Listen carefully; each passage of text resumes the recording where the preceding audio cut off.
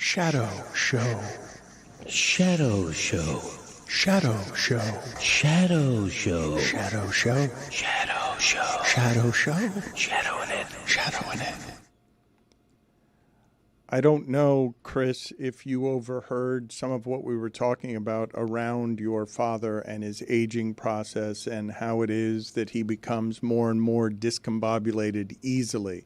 Throw jury duty into his week, and you've screwed up his week in a way. Just the idea of him having to make a phone call to find out if he has jury duty will send his entire week off the rails. He has a routine, and part of that routine is not calling anyone Monday at 5 o'clock. That's right. Yes. Not worrying about responsibilities and not knowing where he'll be Tuesday morning. It's something that leaves him really scattered.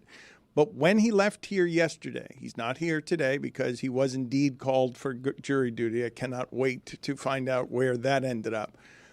Stugotz revealed to me that as he left the studio, your father was muttering under his breath saying that he hopes that some people don't come to his birthday party because he's invited more people than the boat can hold. I don't even know if that's true, but his words, man. He's panicking about everything these days. Yeah. This is actually good to hear because I can't make it because I have a previous commitment that day and I haven't figured out how I could say that because we made like a big deal about wanting to be invited, and then when I saw the date, I'm like, I can't go. So like I keep getting like little nudges via whatever the app is that like this invitation is from Chris's mom, who like I don't know well enough, and I wanted to like reach out and be like, hi, Mrs. Cody, like I have bad news for you. Like I have a work commitment that day. I can't go to this party, but I don't know how to do that. You can just say that. I think she'll be fine. I caved in. You RSVP'd correctly. I know. That was crazy. +1. Yeah, but you have to understand that him RSVPing doesn't mean anything other than he'll course. take up the space if he doesn't show up. Someone won't be able to go in the event he doesn't show up. I just wanted the text to stop. I mean, I had to be honest. Your mom I said, yes, I'll be there. I'll figure out my way out afterwards. My mom's been aggressively RSVPing people. Yeah. Yes, it's been too much, and your father is genuinely concerned that he doesn't have a big enough boat. We're going to need a bigger boat, like they said in Jaws, because he's invited. There are too many people invited. And yesterday, I didn't hear this part. Stugotz and Greg were talking privately in this room about about people he hopes don't come. That there have been, and I didn't overhear that conversation. That was the most private of the inner circle between Stugotz and Greg Cody. I may have been one of them for all I know. No. I mean, when you have a boat that holds a certain amount of people and you've over-invited, you are hoping you have a list of people that you are banking on that will not show up to your birthday party. And so I asked Greg. That's got to stay between me and Greg. I mean, for now. But we know it's Chris's mom's coworkers. Yeah. He said that on air. Not saying anything. I kind of want to go with my dad to jury duty today. Can we check in on him a few times and call him? I don't think you can. We'll just call him like from the waiting room. I don't know. I just like the idea of checking in on him. I think you can. I don't think they ban phones in there. I was on my phone the whole time I did jury duty. I'm on the invitation now, Stugotz, and you missed this, and this is like a horrible decision by this company. There's a little button that says decide later. For the RSVP. Like that's not the a one yes, I clicked. not a no, there's a decide later. I missed that. I was all over that one. Well, that's why she keeps aggressively sending you guys the text. You guys are all hitting snooze on her RSVP.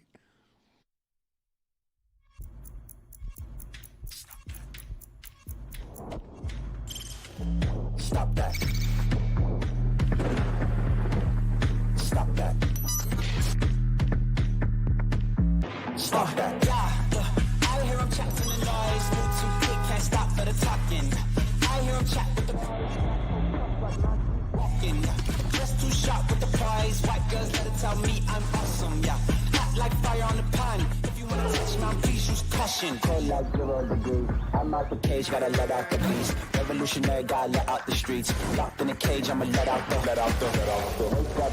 sheets. You can't go on, man, forget my peace. You take the west, I'll take on the east. I'ma put him in the cage, never let out the. I hear him chatting the noise, move too quick, can't stop for the talking.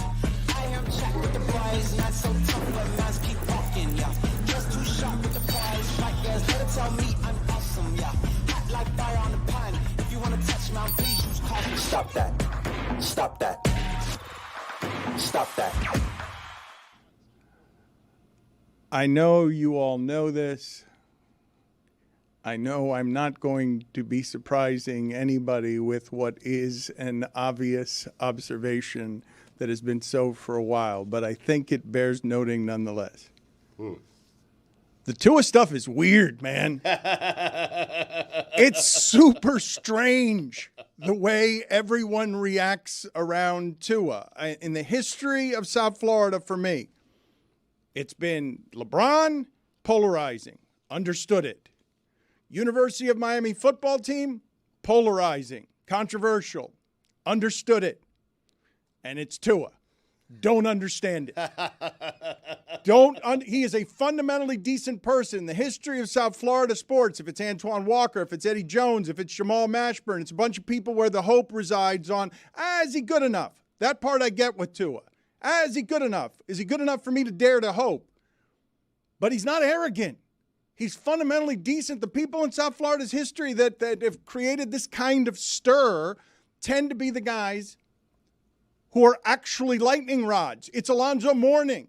He looks like he's going to spit at you at all times. This is a fundamentally decent human being. And the number of people that I heard from yesterday, Stugotz, that I don't normally hear from, veteran NFL people, all of them surprised because they're like, oh, the quarterback never does that publicly, and that quarterback certainly doesn't do it. Right. And so there was genuine surprise among cynical NFL types that were all like, whoa, he really needed to get that off his chest about how poorly treated he was by Brian Flores. I'd like to give Chris some credit because I believe that his presence made Tua comfortable. Wow, thank you. Yeah, I agree. Yeah, I really do. I concur. Yeah. Mm-hmm. Yeah, I gave him a little hug, a little dap Yes. right when he job, walked Chris. in.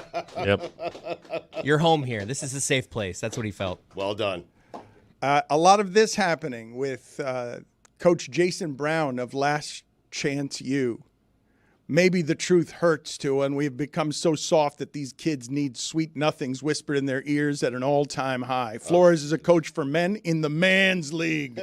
This is no longer that. A lot of people calling the guy who's risking brain injury soft. Are they forgetting he played for Nick Saban? I know. He can't handle a tough coach. What's happening there? Like what? How do any of you have the audacity to call someone who makes their living in professional football soft? Like, what has happened to the discourse on the internet that this is something that people feel is in any way reasonable? Because the amount of discourse and the amount of discord around this quarterback, it's not reasonable. Right. Coaches are funny, Dan, and fans' reaction to how coaches coach is, to me, even funnier. But if you're a coach and you think you have 70 players and you could treat them all the same way, there's a blanket way to treat all your players, I got news for you. You're a bad coach. You have to learn what makes your players tick, what makes them thrive, what allows you to get the best out of a certain player. And you're hearing from a lot of old school guys because this is what coaches love. Hey, you have to go through some adversity. Hey, you have to be yelled at. No, you don't. No, you don't. Because perhaps by doing that, you won't get the best out of me. If I come in every day, you tell me how good I am, you'll get the best out of me. People are different. People experience criticism different. Tua doesn't like it. I would say that most people don't like criticism. Athletes are better at handling it than most because they come up through a pipeline of a whole bunch of coaches who are accenting their failure all the time. So they're better. The athletes, in my experience that I have met, are much better at treating failure as learning than other people who are the average person is much more sensitive to criticism than the average football player.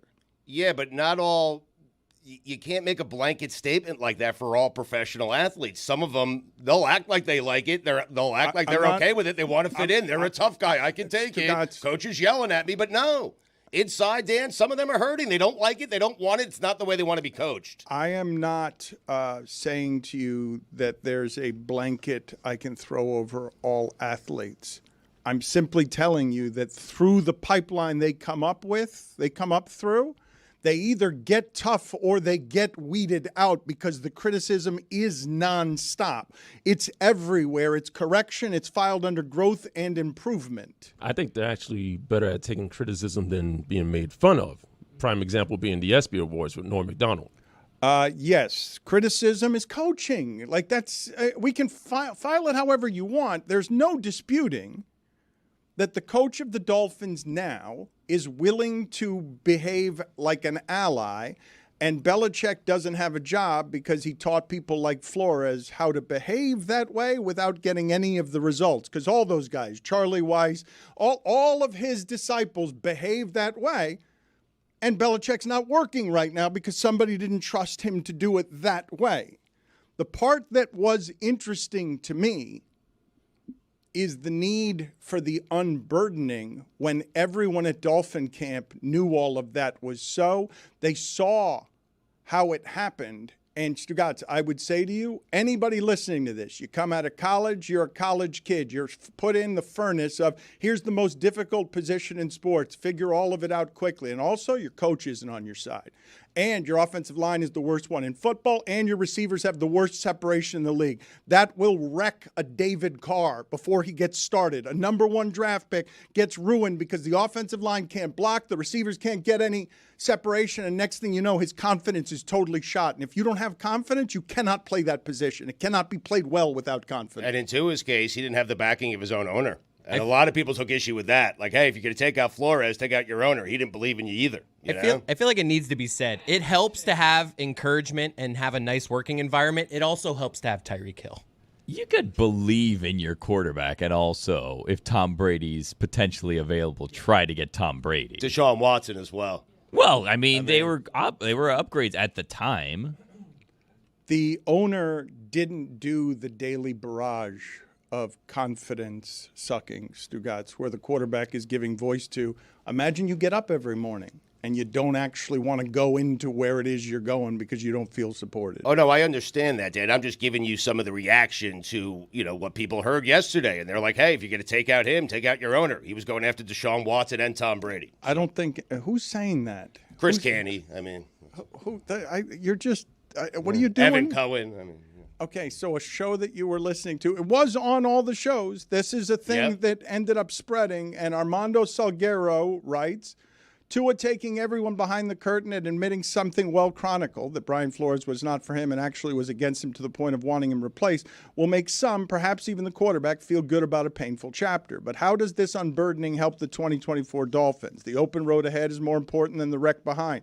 Only way bringing this up could help the 2024 Dolphins is if Tua proves his rough time with Flo made him somehow stronger, which is what difficult life experiences often do for people. Regular season is less than 3 weeks away. Make everything about that, not 3 years ago.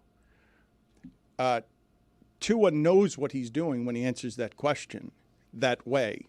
He's lived in this pool of lightning for long enough that he knows what's going to happen when he calls Brian Flores a terrible person. He knows that Brian Flores is today going to have to answer questions about that in Minnesota. I would say, pop psychology, Stugotz, somewhere in growing up with the contract and the safety of job security, if not the safety of your physical health in a sport that can leave you concussed, he wanted to shoot across the league. I'm here now, and I don't keep my mouth closed if something's bothering me. We were surprised last year when he went after Ryan Clark in a press conference, right? Because he doesn't do that. He knows what he's doing when he sits next to Chris Cody in those tight shorts. Comfortable. And nice shorts, and I'm wearing them today. He's the one who reveals himself. Did you wash them? Again? You're wearing the shorts again? They were in my hamper. Those Viore? Yeah, they are, actually. Nice. Big fan. I've been influenced as well. A lot of compliments on your short shorts? Those are not short shorts. Expecting to be outside. I know you want to mention slacks. He told us the night before we were inside. When does Dan know exactly where we're going to be? I sent you pictures of where we were going to be. I saw those slacks of like, hey, we could be here. There's also an outside tent. I saw pictures of an outside tented area. Chris has a point. It is camp, you got to go with a campy feel, campy look. He doesn't have a point. I mean, Dan sent us a picture the night before. It was inside. It was air conditioned. There were couches. It's exactly where we were sitting. I knew Jalen Phillips was going to show up with short shorts, so I was kind of doing a thing, as you'll see. And if you think the Tua thing made a lot of news, wait till you hear River Craycraft. Oh, my God. What happened with you and your support system when you were maligned and dragged internationally yesterday for being on the couch in a way that was less than flattering? I actually got a bunch of texts from people just being like, hey, man, I watched the whole interview and you were good in it. You helped out. Like, I felt like yesterday we drew a lot of attention to how awkward I looked in my shorts, and I added some value to the interview if you watched the whole thing. You did. Thank you. Mm-hmm. This is the support that you got from all over the internet. My friends just being like, you did good. You brought good energy there. Yeah. But everyone agreed. The takeaway was whoever put you in the middle, you just sets you up to lose. It's a bad spot. Doesn't matter if you're hanging out with friends, whether you're doing an interview. There's never a situation where the middle of a couch is the spot to be. Listen, Dan, when you're guys like me and Chris, we're not the stars of the show. You're the star of the show. It says the Dan Le Batard Show, according to the Dan Le Batard Show. What you need is a few close friends just to send you a text acknowledging that you were there. Thank you. That you did something. Mm-hmm. That you asked a question. That you said, that you made somebody smile. Well, you need it. I needed it. I got it. Chris Cody left that interview lamenting to me via text, I really fell flat when I asked him to play the air guitar. That question didn't go anywhere. That part, yeah. Because he didn't have his regular guitar. So what do? You say, hey, if you don't have your regular guitar, play some air guitar for us. And it was as awkward as you could imagine. So people are mad at Tua for being honest. And I also didn't realize Brian Flores has so many fans in the sports media and across the world. I had no idea, because people are concerned about Brian Flores and the campaign smear that Tua laid on him yesterday. It's ridiculous. Give me a break. Do you guys not think this is weird?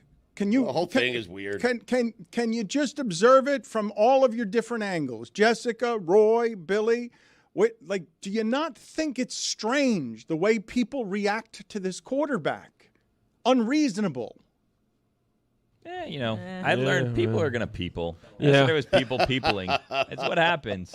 He's a lightning rod, while also kind of not really saying much. I mean, he said it in this interview, but before that, he was like But why? He doesn't understand it, and I don't understand it. Is it just? Can you give me He's never won a playoff game. Can you give me a better theory than this one? Something more reasonable than what I'm about to say. Eddie Jones, Jamal Mashburn, Antoine Walker. These were players that were criticized, and at least in part because there were really high hopes. Zoe too, Alonzo Mourning, really high hopes, and you were always questioning whether those players were good enough to beat Michael Jordan. And they weren't, and you knew they weren't, and so that was part of the polarization combined with their personalities. In this case, the Dolphins have a season of hope for the first time this century. Because they have a good offense. He's the centerpiece of that. But you still wonder, would he look like that if I injured Tyreek Hill for 6 games? And you wonder it even though he's done okay when Tyreek Hill hasn't been out there. Well, that's the thing, is that he's done just enough to keep everyone still wondering and not 100% sure one way or another. Like, usually by this point in someone's career, because there was hype around Tua, and people were tanking for Tua until he got hurt, and then he dropped. He obviously wasn't the number 1 pick. He fell to the Dolphins at 5 or whatever it was, right?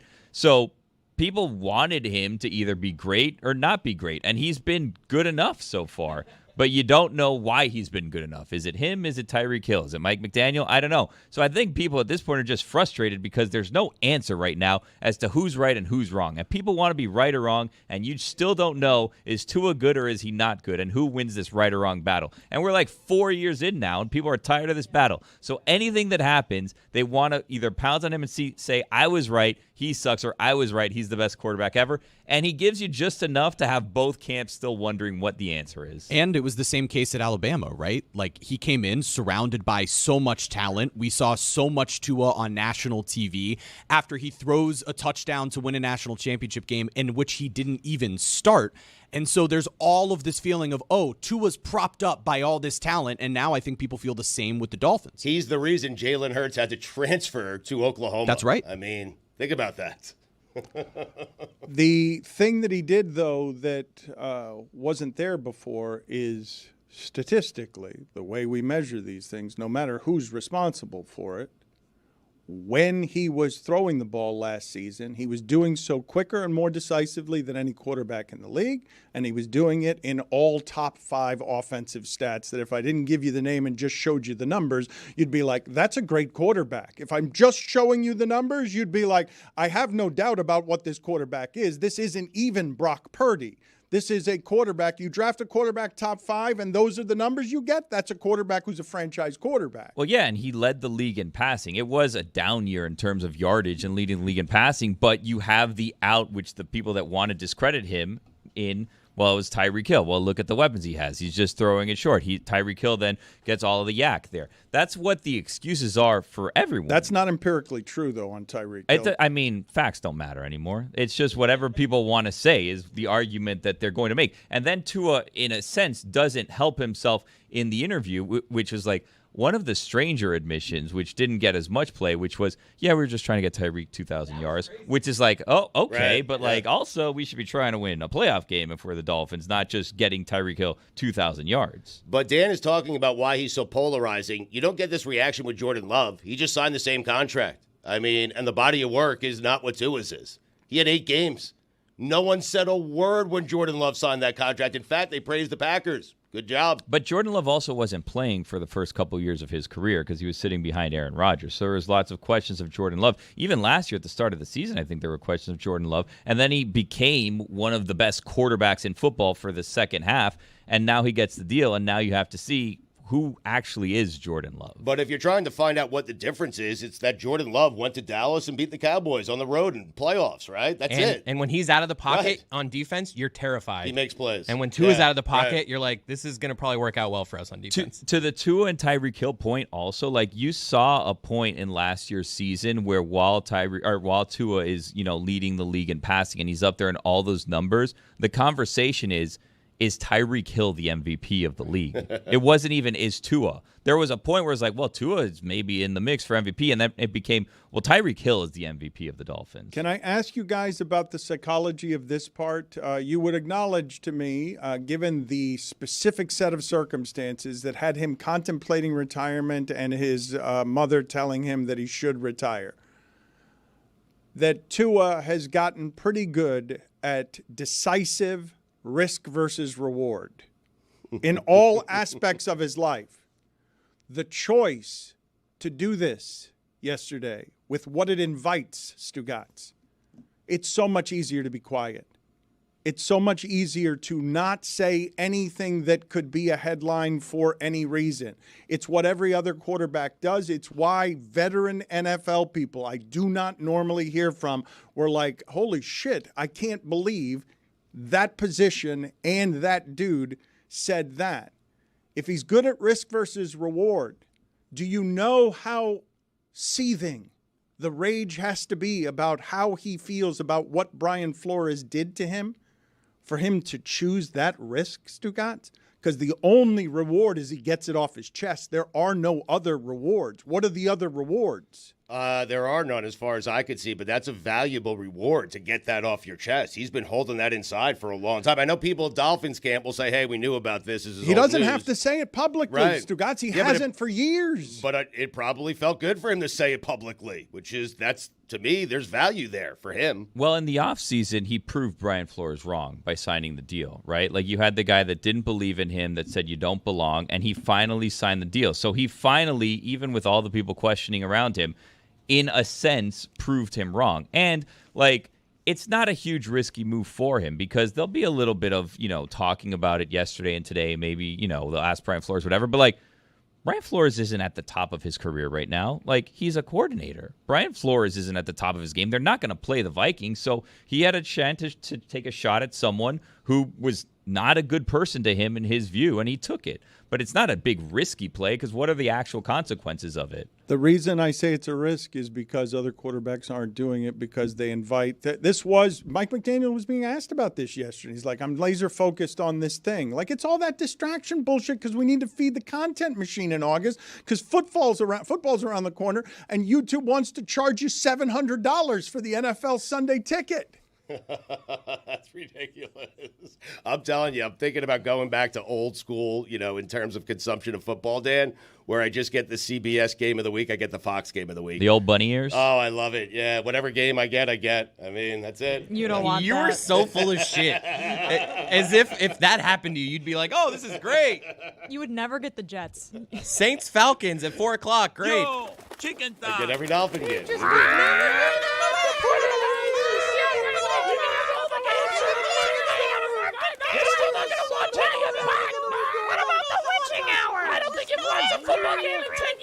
Saying anymore. 345 Dexedrine commercial. Tight budget. Trying to save money. You guys are criticizing me, calling me a liar. Rent a different car every week. That's not true either. Can you guys give me some more information on this Gaston Cherilus, the former first-round pick in football, a very large man who was on a flight to Ireland and allegedly urinated on someone, and the flight had to go back to Boston, which is really terrible for everyone involved. That they would have to watch this former first-round pick, 330-something pounds, wander around, hit a passenger allegedly, urinate on another passenger, and they're like, turn it around? Let's get that flight back from Ireland back to Boston. Is there a way they can vote? Like, all right, passengers, what do you think? Are we turning around here? Like, what if I spit on someone? Is it any bodily fluid? Like, I feel like if I'm a passenger 7 rows back, I'm like, I'm cool with keep going. That's actually a fair question, but who's gonna jurisdictionally when you're in Ireland? Who's going to then? You don't want to arrest someone in another country. I don't know. It just seems like a mess. Although it's the airport, I don't know. Stand up in front of the plane, say sorry to everyone. This is a substantive crime. This is going to come with a great deal of headaches for Gaston Cherilus, if I'm pronouncing his name correctly. I want to ask the question because he's blaming sleep medication that he had not tried before. And I've talked about this before. Many years ago, probably 20 years ago, somebody got up during a flight and was so drunk that they took a crap on the service cart. That's a thing that happened. And we talked about it on this show, saying, how drunk do you have to be to do something like that in front of people? Urinating on a passenger on a flight when there are these kinds of consequences? I do think sleep medication can do that. I do. I want to give Make you wake up and urinate on people? I want to give this person the benefit of the doubt. I do believe sleep medication, if you get the wrong one, can alter you, but I doubt very much that anyone listening to this is willing to extend that kind of benefit of the doubt to the urinator. You never been really sleepy and gotten up and kind of walked into the wrong room and gone to pee before? You've done this?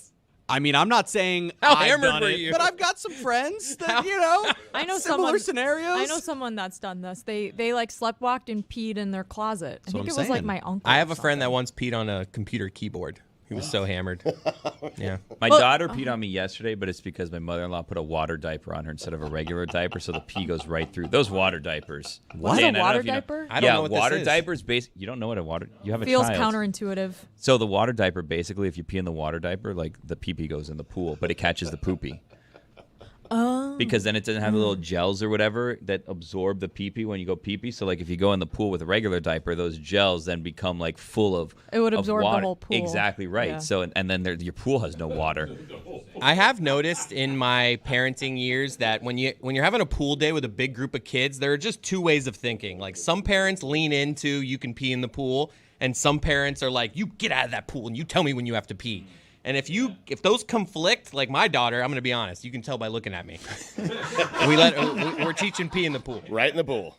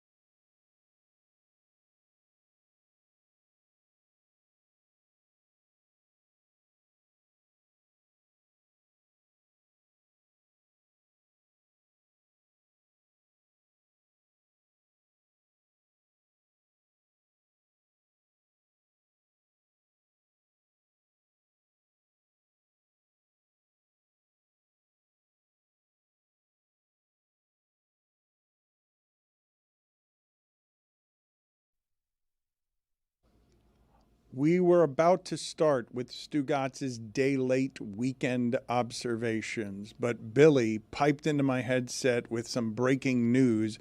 He is saying that Nick Wright is making a formal public play right now for the top spot in all of debate television because he has dared to go where no person has gone before this offseason. He has a top 5 list of the quarterbacks with the most pressure on them. I went there 3 weeks ago. I mean, yeah, but you're not. Well, here's the thing. You know how there's Steven's A list that he does every day, and then there's Mad Dog's A list. So apparently, Nick Wright has a segment where it's called Nick Wright, or it's called Nick Makes A List. So Nick also has an A list that he makes, and his list today is top 5 quarterbacks under the most pressure this season, according to Nick. Can you hold on for a second? Because you mentioned, if I must. Yes, if just for a second, just because you mentioned Mad Dog and he was railing against the Mets for having the Hawk Tua girl throw out the first pitch.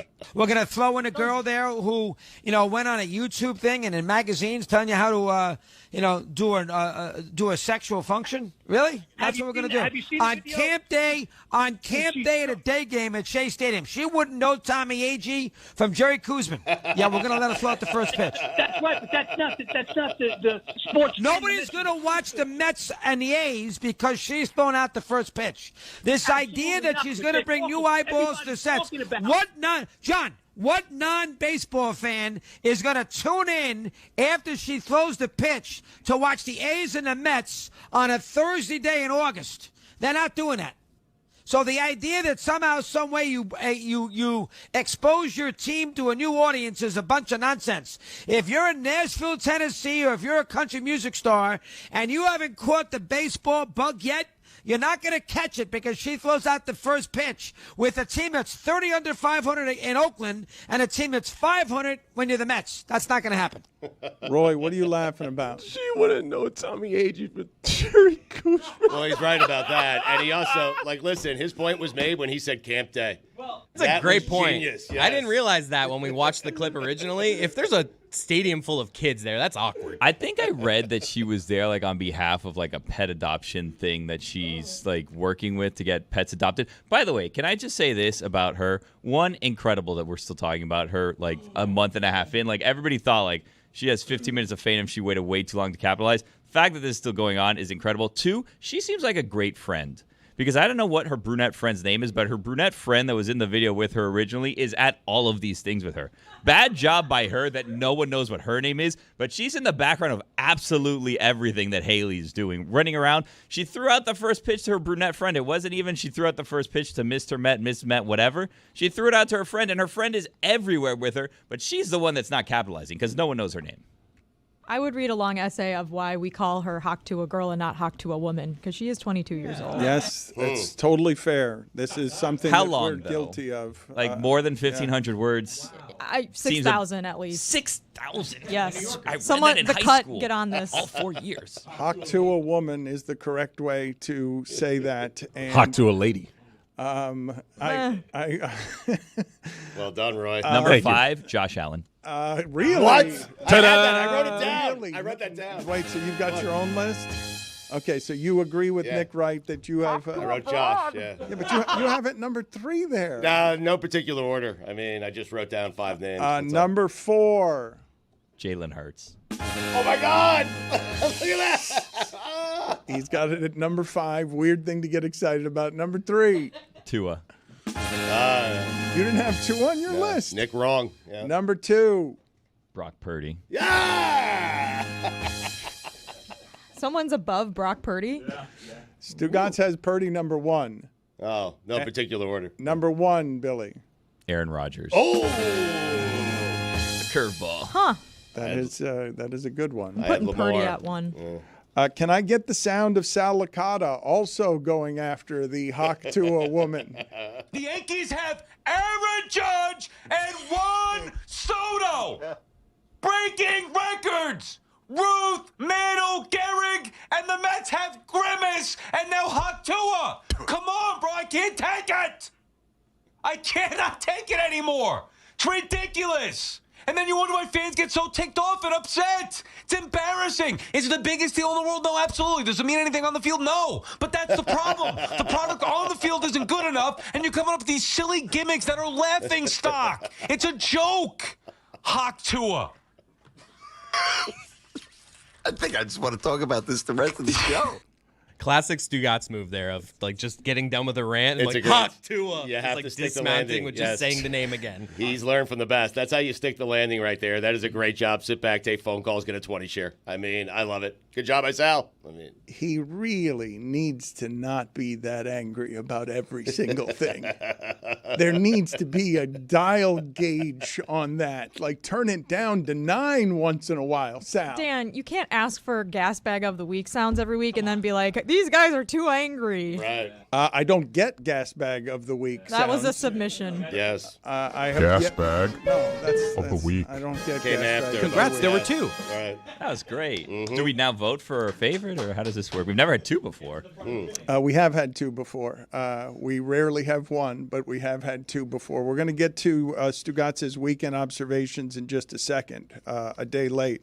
But this is from your boy Jimmy Traina, who writes, whoa, huge NFL Sunday ticket news. YouTube TV and YouTube users will be able to build custom 2, 3, or 4 game multi-view panels, a function that YouTube tested last season. So I told you earlier that if you were to buy it through the Apple app, you would have to pay between $680 and $720.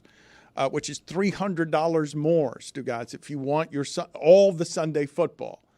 That's steep, and you'd be making a mistake, obviously. You can still get it by half that price in a bunch of other places, but we are headed toward a place where football is going to be so expensive and all this streaming is going to be so expensive that you're going to price out a huge number of fans. Like you can't keep throwing these multi-$100 fees at people, Stugotz. Like it's not, people are struggling too much today with inflation and with a cup of coffee costing you $7. Like, you can't keep hitting people just because you found new oil streams for your sports services with all of these fees that are going to make it so that a class of people cannot watch all your games. I mean, you can do it. They are doing it. It's up to people to budget. How important is watching the NFL on Sunday to people and their families? So it's going to be interesting. See, I understand what you're saying. You're going to lose some fans. I don't think the NFL cares if they don't have as many eyeballs. They're raking in the cash. From multiple platforms. That price tag. If you're somebody who works at or around minimum wage, it's your entire salary. And all this coming on the heels of the NFL losing an antitrust litigation suit for $4 million, which was overturned, by the way. Mm-hmm. So all that on the heels of that, now $4 billion with a B. Yeah. With a B. You always have the CBS game of the week, Roy, and then Fox. They're free. We can't go back at this point. We're all too addicted to it. Let's do Stugotz's weekend observations, please. It is time for Stugotz to share his game notes. No one in the media will tell you what happened better than my boy Stu. Weekend observations brought to you by Miller Lite. Great taste, just 96 calories, available for delivery. Dan, rather than focus on what we don't have, I'd rather focus on what we do have. And what we do have is Florida State at Georgia Tech from Dublin. A sneaky good Montana State team on the road at New Mexico. I like the Bobcats. And the grand finale at 12 midnight. The Hawaii Rainbow Warriors at home. And Dan, just like that, make no mistake about it, college football is back. It's right now. Well, a couple days. It's upon us. It's this week. Yes. It's here. Yeah. Yep. Midnight Hawaii, man. That's how you kick it off.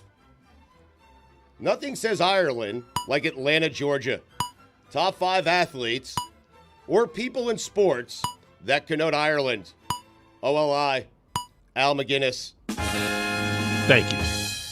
Mike Flanagan. Chris Ivory. Ray Shepard. For you, Roy. Number 5, Ryan Leaf. Number 4, Andrew Luck. Number 3, Jeff Ireland. Number 2, Antoine Jameson.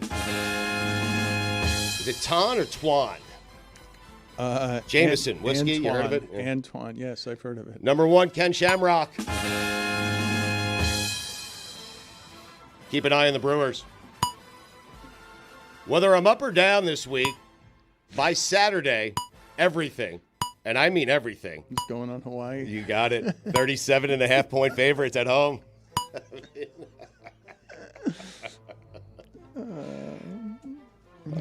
Can't wait. And it's just you wake up in the morning and find out whether you won your bet or not. I've never right? watched a Hawaii game. The Brewers are 11 games up. What are you keeping an eye on? They've clinched the division practically. They're getting hot. Say. Brew Crew. Yeah. Yelich out for the year, huh, Stu? Yelly. Did you know that? I didn't. But they've won 5 straight without him, which begs the question, are they better without him? Does beg that question. It does beg that question. It does. Yes, What are you of going to do? course, yeah, what are you going to do? You're going to beg to hear that question? I'm pretty pleased. The Mariners became the first team in Major League Baseball history to have 6 players whose last name starts with an R score a run in a game. They did it against the Pirates. Arg. Oh, you got applause from Jeremy. I mean, what? Not the applause I wanted, but I'll take it. Sometimes you need a friend, any friend. Right, yeah. Chris, you did great yesterday. Got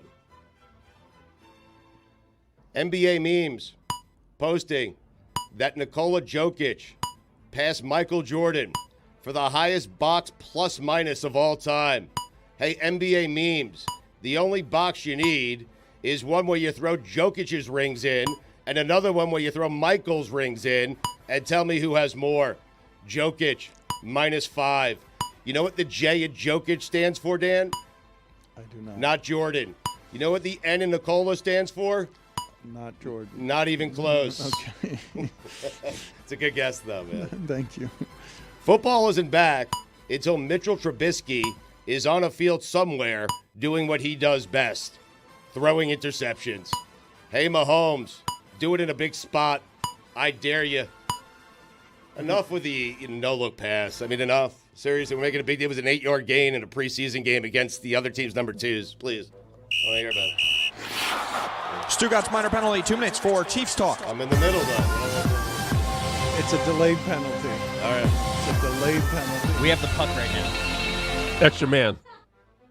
How about you look at the guy that you're passing it to? How's that sound? Stugotz minor penalty, 2 minutes for Chiefs talk.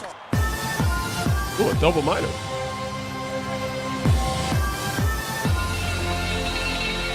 Delayed 4 minutes? Yes. Damn. The WWE gave Kevin Durant a belt at Fanatics Fest, making it the 3rd time Kevin Durant was given a championship he didn't win. StugottsBook.com. Mac Jones is a Jaguar. Trevor Lawrence looks straight ahead. Chelsea, the rare club. The more money they spend, the worse they get. Jim Harbaugh going through pregame warm-ups with receiver gloves on. I love him. He's so great. I don't care if he doesn't win a single game. He's awesome. So ridiculous. Receiver gloves. It is. It's just what would happen if an NFL team was run by a lunatic. Let's find out together. 4th quarter Stetson Bennett would be one of the best quarterbacks in the NFL, but only 4th quarter Stetson Bennett. Teams should have that, like a closer in baseball, or quarterback who only comes in for late game situations. Dolphins had this a few years ago with Ryan Fitzpatrick. Well, think about this. Drive for your life. Tua or a fully rested Tom Brady. Drive for your life. Tom Brady's on the sidelines. He's 42 years old. His body is rested. 45. Whatever he is. 45. Tua has played 3 quarters. He's exhausted. Brady on the sideline dissecting that defense the entire time. You call him in for the final drive. How about I that? kind of like it. Thank I you. am actually kind of maybe in on this idea. Call Peyton Manning out of retirement, Oh my see if God. he wants to be somebody's fourth quarter quarterback. Yep. He's 47.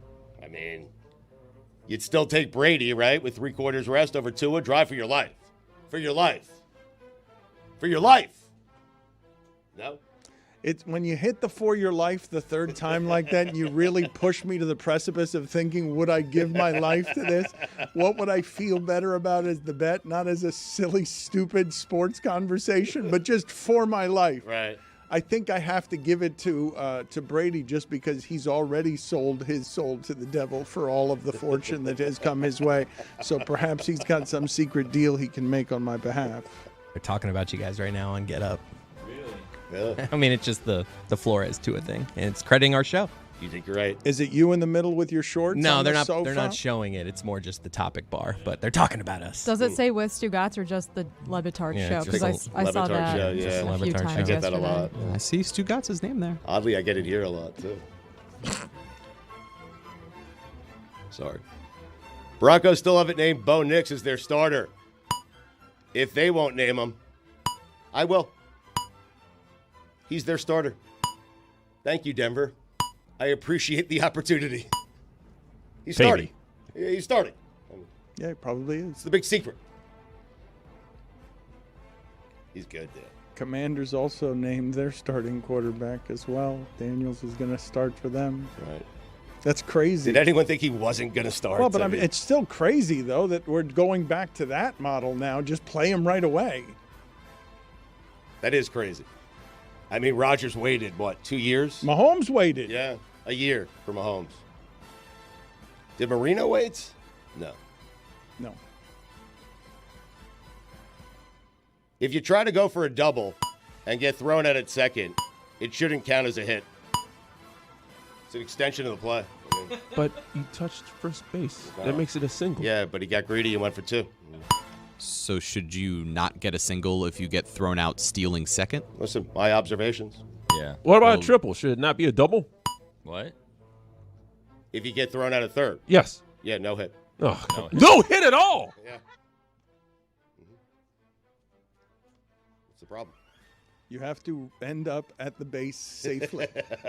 At the end of the transaction, you have to be safe at a base, according to Stugotz. The ball comes off your bat. The play ends with you being out. How's You're it out. a hit? Yeah. You're out. It's an out. Mm-hmm. Thank you, Billy. Should a walk be a hit?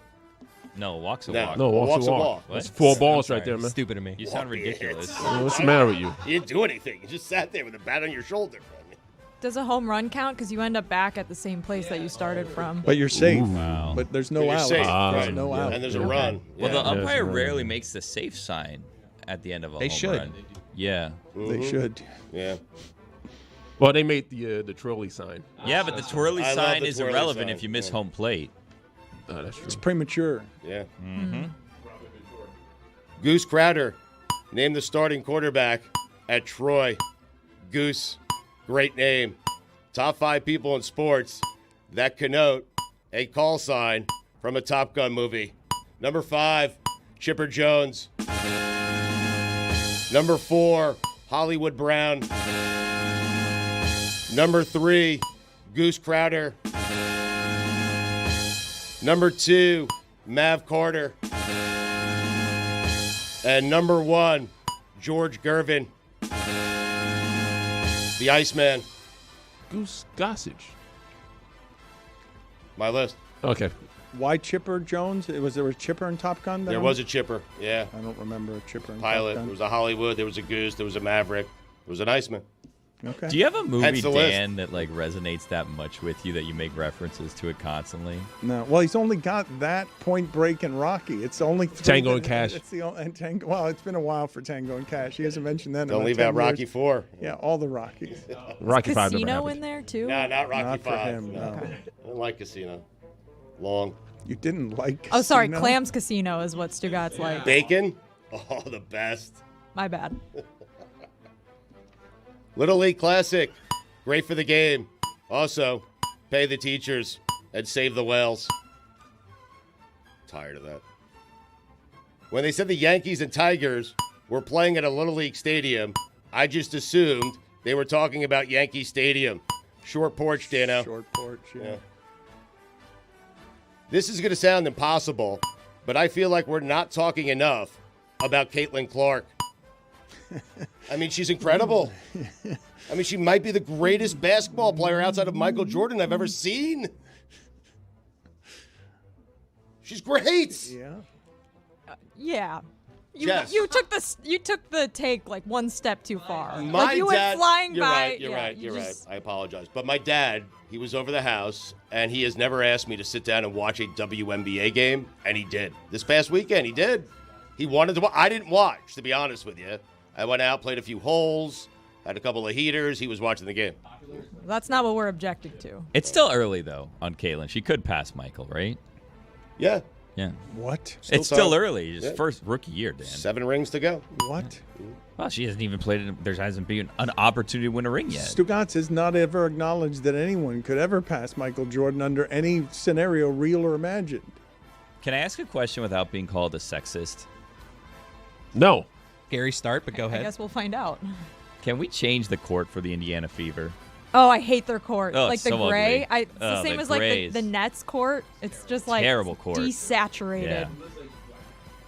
When I think of Daniel Jones, the first thing I think of is him chasing down a defender after an interception. By the way, Billy, that was sexist.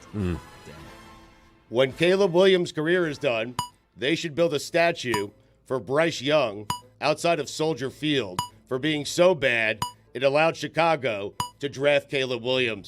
Congratulations to the Bears for being bad at the exact right time.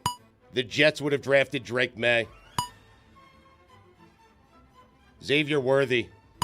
Jesus Christ. Skip cookies there, Chris. Daryl Housh-Doucette, quarterback of the USA National Flag Football Team, called it disrespectful to assume NFL players will take Olympic team spots when the sport debuts at the 2028 Los Angeles Games. Hey, Housh, I got news for you. If Patrick Mahomes wants your spot, he's getting your spot. You agree? Yes. I understand what he's saying. It's unfair. This is my lane. I'm the flag football guy. But if Mahomes wants to play, he plays, right? We all want it.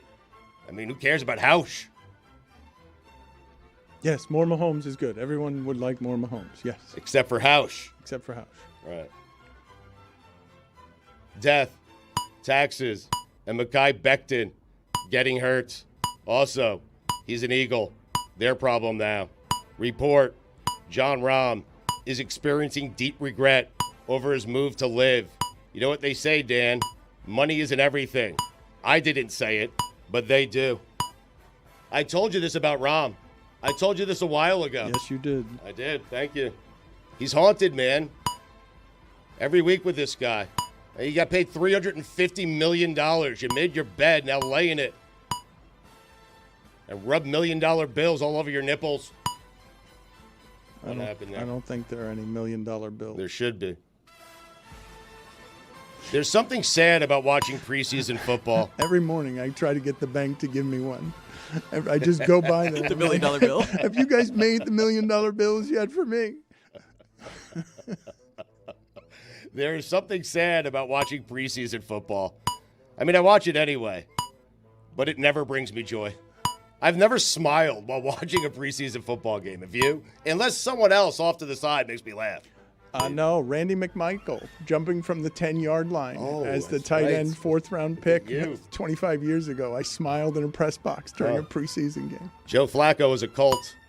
Blake Snell has a 1.03 ERA his last 8 starts. He's scorching. You know what they call him, Dan? I do not. Second half Snell. Over that stretch, he has 70 strikeouts. You know what the S in Snell stands for, right, Dan? Strikeouts? Good guess, but no. It stands for second half Snell. I tried to tell you. I tried to warn you. You did try Yeah, both just ways. 5 seconds You ago, did, yeah. You tried to tell me. I keep having this nightmare that Sam Darnold is going to be great in Minnesota. Sean McVay letting an assistant be the head coach for a preseason game so he could take the day off. Sean, the Stugotz is strong in you. Cowboys kicker Brandon Aubrey made a 66-yard field goal, and Next Gen Stats says it would have been good from 72. What the hell? Speaking of hell, Art Briles. Dan, those are the weekend observations. 4 minutes. Stugotz minor penalty, 2 minutes for Chiefs talk.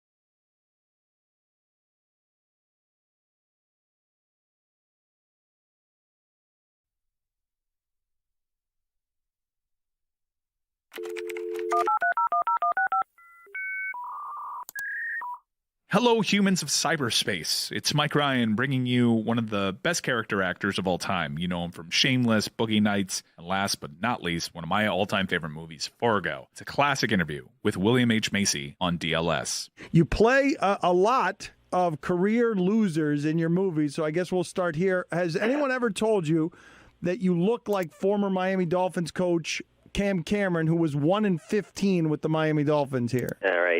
But does this make a man a loser? Come on, he was the coach of the Miami Dolphins. Let's give him that, okay?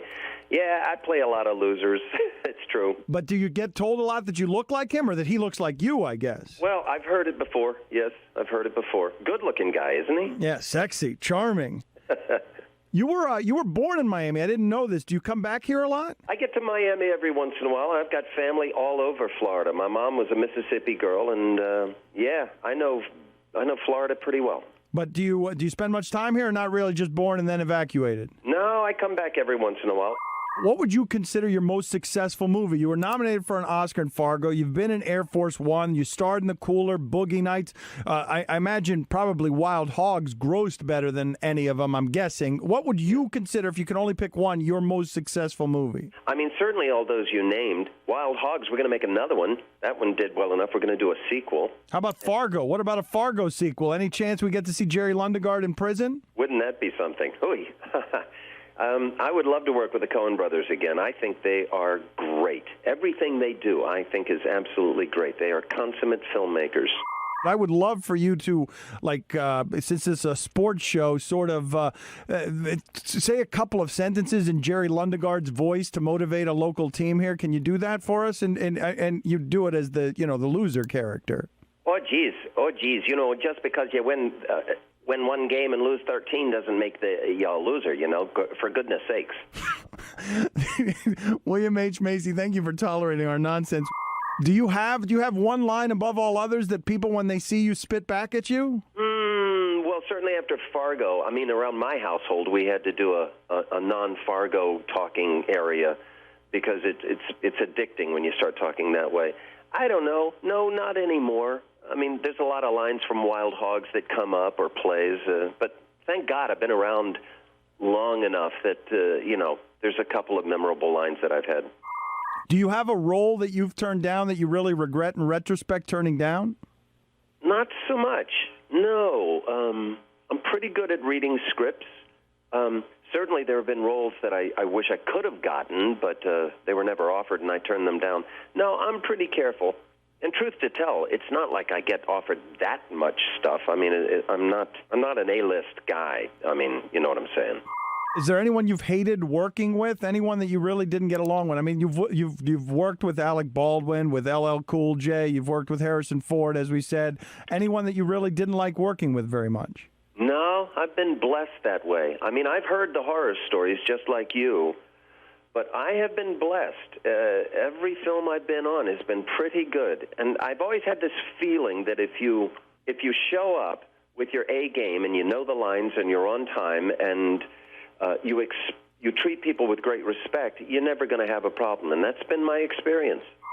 When's the last time you walked into a store and bought a DVD? You know, we get those things called screeners.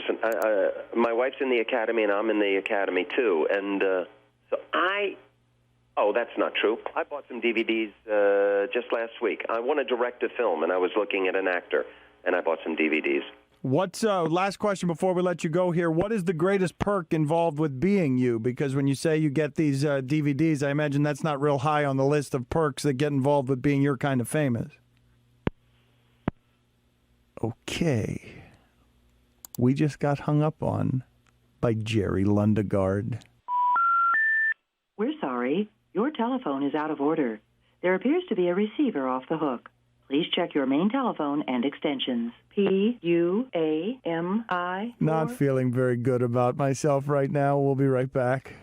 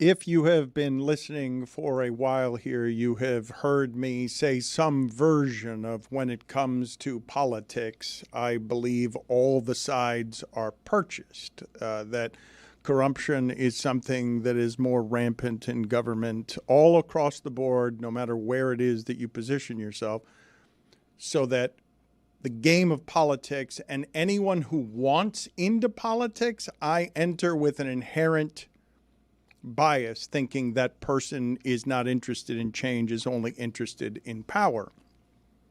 If that's what your career choices are, it's an ugly way to make a living. There are altruistic people out there trying to do the right thing, and they get swallowed by all of the breaks in the system. But if you were watching last night, I didn't want this moment to get by without comment, because I thought it was fairly extraordinary. We've noticed over the last few years that people in power do not willingly give up that power. It must be taken from them. That is what the cries for equality are, and it's why they so often sound like threats. The idea that Joe Biden, who I've had plenty of criticism for, but who seems like a decent man, the idea that he would in these times be selfless enough to do what is best for the country, what is clearly and obviously best for his party, the fact that he would willingly choose to give up power when the other side is so brazen about what needs to be done to keep power, gerrymandering, federal judges, Mitch McConnell, all of it, like, it's a fairly extraordinary thing that a sitting U.S. president, talked into it by loved ones and people who care about the party, would do the selfless, noble thing. It's a legitimately heroic act. Yeah, it's country over ego in this situation. The problem with last night, however, was he gave a 48-minute speech, but it was after 11 o'clock. They went on way too long last night. They cut James Taylor's performance. I mean, if you know your target demographic for your, middle-class white voter in their 50s or 60s, they are furious that James Taylor performance was cut. I tuned in around like 9:15. I'm like, oh, Biden must be going up soon. I thought it was going to end at 10. It was like just Steve Kerr going. And I'm like, wait, he's first? There's still a lot. I'm like, okay, I've seen enough. Wait, did he talk about not playing Jason Tatum in the gold medal game? They were in the United Center, so he had to do the old, I've had a lot of good memories here. Oh, yeah. We celebrated here in the 90s, remember? He did like a Clinton thing. He was like, let's do it again. That's a tough spot for Kerr. That's just a difficult, out of your element, making a public speech, no matter how confident you are, no matter how much of a champion you are, being a charismatic speaker at that moment, in that moment, it would be very easy to choke. It would be very easy to be starched. How do you think the night-night thing was pitched to him? Is that just him, like, I'm closing with this, or did they have like a social media person that's like, hey, this he has a speechwriter or this will something? crush on social if you end with night-night? That's a great question. I'm not going to lie, Chris. I didn't peg you as having watched more of the DNC than I did. I just watched Steve Kerr, and then I was like, I got it. After 11:30, you're losing most of the audience. You're losing me for sure. You're losing just about everybody. I was very pleased to hear something here that we don't normally have happen around here.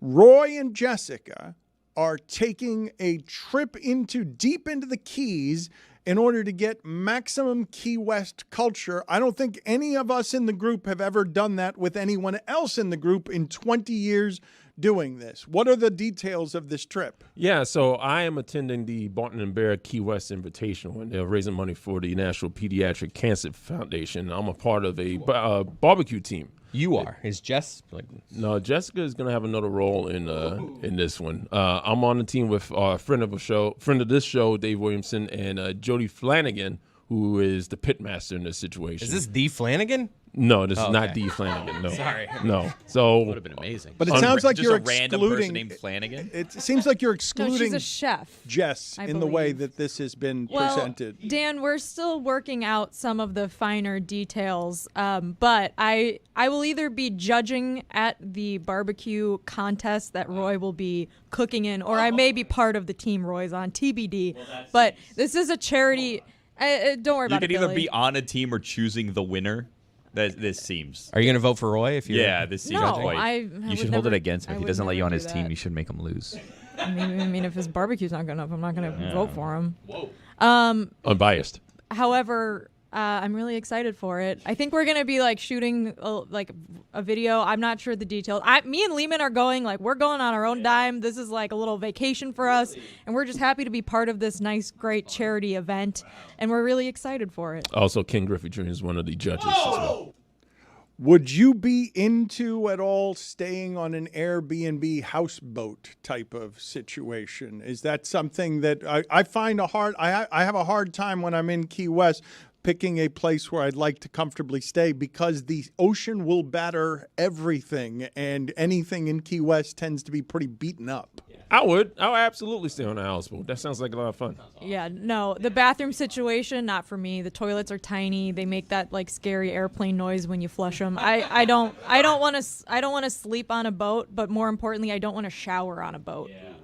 But I mean, Lehman's whole family, they're like fish people. They love fishing trips and they want to sleep on the boat all the time. And his dad wants to sleep on boats just for fun, even if he doesn't have to. And that just, I'm happy for them that they like fishing so much, but that doesn't mean that I have to. Lehman, more like seaman. I guess you could say that. Speaking of fishing, that's what we're going to end up doing on Friday. And on Saturday, we're going to try to catch lobster. Is the barbecue, does this have anything to do with why it is that Jessica has wanted to talk about whatever this Mr. Meatmaster is? Does this have anything to do with barbecue? I don't know what Mr. Meatmaster is. Wait, are you barbecuing fish? No, the barbecue event is on Sunday. So this is a mishmash of shit for charity. Yeah.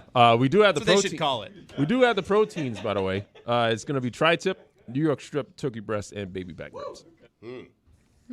No, Dan, Mr. Meatmaster is now apparently a new sponsor of the University of Miami Hurricanes, which implies the existence of a Mrs. Meatmaster who I would like to meet. What is Mr. Meatmaster? What is that? It's just a sponsor? A master of meat. Okay, but that's... What do you want me to know what that is? I thought that perhaps Mr. Meatmaster, if you're going to be talking about it all the time, and there's is it? It's Mr. Meatmaster. Mr. Meatmaster, I mean, what else could it be? Is it a grilling aid of It's the some beef sort? that athletes eat, Dan. It says so right here on MrMeatmaster.net. So is it grass-fed beef? Is it a You better? have a lot of questions about this beef. I mean, You could I become an understand. owner. Join our investor community and be part of shaping a healthier, more delicious, and sustainable future. Partner with Mr. Meatmaster as we work together to transform the beef industry. Also, speaking of Miami, have we talked about Life Wallet yet? I mean, we did talk about this yesterday, yes. Mike Ryan explained to us that John Ruiz doesn't give very much money and isn't very much involved, even though he would like to bluster his way up to the top of NIL. So. Glad that's cleared up then. All right, moving on. I'm excited for the Keys with Roy to close the loop on that. Excited to be part of a great cause and to get out of Miami for a couple days where the high there is only 87 degrees and not 95 degrees. So that will be a really nice break from So the you heat. guys are going deep down to Key West, right? Like that's deep in the Keys. I prefer Key Largo. You're it's the in, best. you're out. Yeah, it's Hour and a fantastic. half. Right. Love Key Largo. Key West could be 6 hours each way. I mean, It could be. I know. I hope it's not. It could be, though. We'll see. Right. Willow's coming. It'll be nice. Looks like you can buy meat from Mr. Meatmaster. It's They have beef sealed. boxes. Yeah, the I mean, beef yeah, box. it's Mr. Meatmaster. Yeah. You've got to be careful about when you decide to drive there. I would go either very early or very late. Otherwise, I go now. A 3-hour trip will become a 6-hour trip very quickly.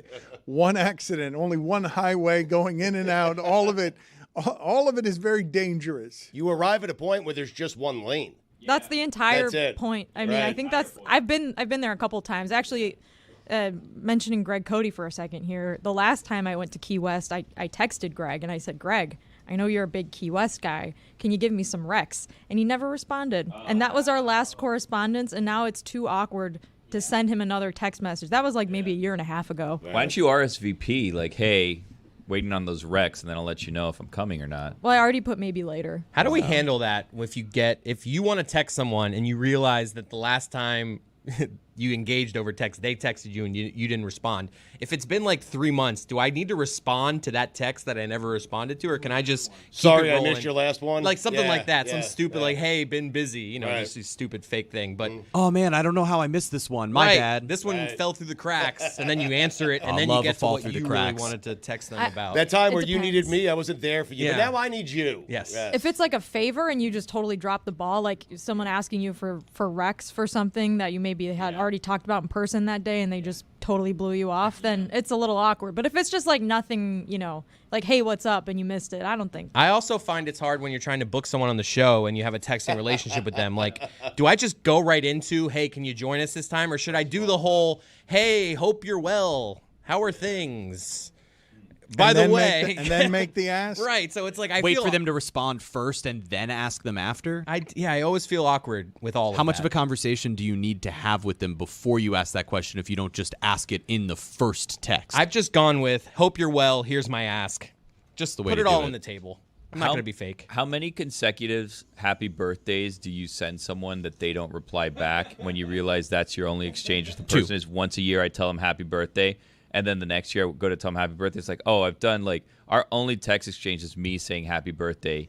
You never really, you'll say thank you. You never tell me happy birthday. We really never talk about anything else. Like, we're just not friends, it seems. Do you answer all of your birthday texts? I try to, yeah. No, get out of here. I even try to, like, if someone like will put like on Instagram or whatever, like I try to do more than just heart. Like I'll say like a thanks. Like I have like a rotation, like 3 or 4, like thanks, hey, thanks, man. Thanks, hey, my thanks. dude. That's my appreciate go-to. it.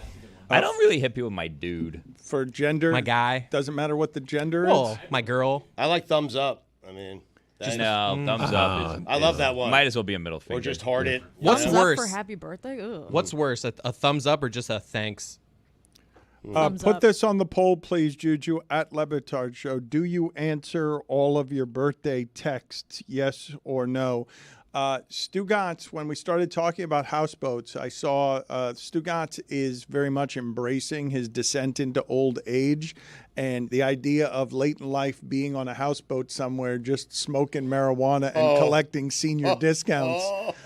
Collecting senior discounts is his it's his life dream, yeah. It's his life goal. I was mortified when I started getting AARP email.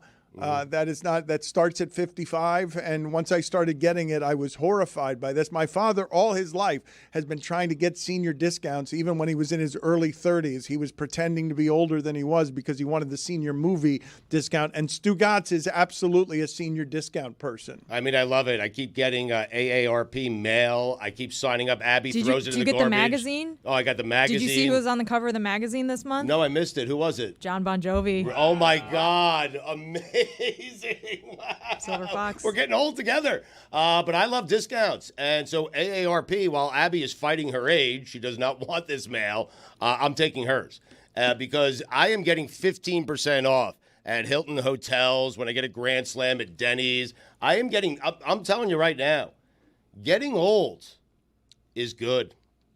No, it's good, Dan. No, that's not true. Getting old, there are benefits to getting old. That's different. 55 plus community, the dream. Beats the alternative, am I You're right? Swinging it. You don't have to leave. You play pickleball right there. Tennis right there. Golf right there. You want to have dinner right there. All your friends right there. The hospital rooms are filled with old pickleball people who think that they're younger than they actually are. It's also right there, though. I mean, you could just limp on over from the pickleball court.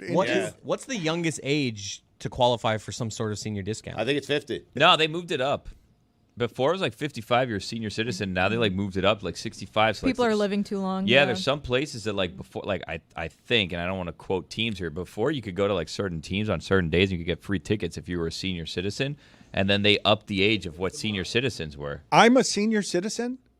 I'm seeing How on old are you? dealnews.com, Dan, that by being 50, you can get 10% off at Bubba Gump Shrimp. That's what I'm saying. Anyone 50 or older could join AARP. They have a Labor Day sale going on right now, $9. So the AARP magazine will never go out of business, right? Because like your clientele's always the No magazine one knows how to age. cancel it. Yeah, no, and also like as soon as you think like, oh, only old people read magazines, more old people keep coming. You guys are telling me that senior discounts now begin at 50, or this is they just moved it Bubba? up to like 62. They've I gone think. up in some circumstances, down to 50 in others. Yeah. What's the early bird special age group? That's like 55 plus, right? I always thought of early bird being 60 and over. I thought that senior discount I think of as over 60. I don't In think India, of it as it's 55. 60, but you're not in India. What about Indiana? Right, you're here. Yeah. 55 years old sounds a bit young. Thank you, Stugotz, for that clarification. I am indeed here. It's good work by you to cleaning it up be for that Billy. be that kind of observant. 55 probably sounds young when you're 55, but it probably sounded old when you were 45. It's all relative, Dan. That's what I'm learning about aging. Mm-hmm. Let's play here some video and some sound of Lane Kiffen, because we were talking about college football here in the University of Miami, and we were also talking about just the sheer lunacy of Jim Harbaugh. Lane Kiffen, to me, is to college sports, and with a smirk. It's not crazy. He's in on the joke. Harbaugh's not in on the joke, Stugotz.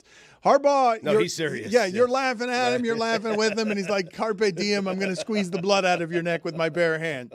And this thing that looks like a smile, it's not. It's just ferocity masked by teeth. Lane Kiffen has a sense of humor about himself, and he's doing the Nick Saban type of product placement press conference where there's clearly a Coca-Cola near the microphone, and Coca-Cola is a sponsor for Lane Kiffen's speech here. I don't think this is what they had in mind.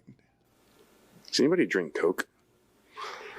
You realize that 130% of your sugar for the entire day is in this one bottle. You have to eat 15 oranges to get the sugar from out of a Coke. 65 grams of sugar. When was the last time you had a Coke? A long time. I don't know. Chris Lowe drinks Coke, though. I do know that.